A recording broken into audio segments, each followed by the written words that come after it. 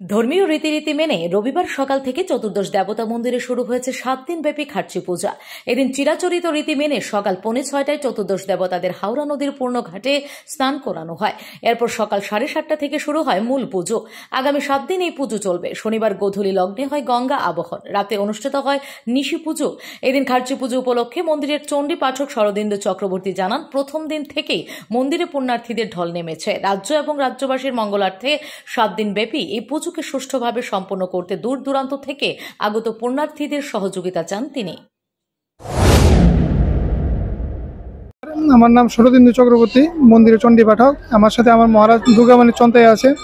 আজকে সকালে প্রাত 5:45 থেকে মা স্নান যাত্রা শুরু হয়েছে এবং 7:30 থেকে আমাদের যে খার্চি পূজার সূচনা হয় এবং কালকে রাত্রে নিশি পূজা গেছে, সন্ধ্যার সময় মার স্নান যাত্রা গেছে, অধিবাস পূজা গেছে।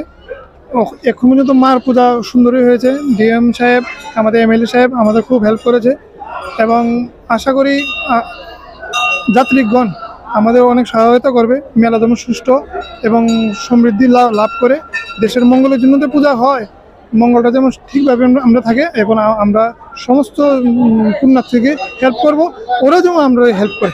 ধন্যবাদ। Bureau report, S Bharat live 24 hours.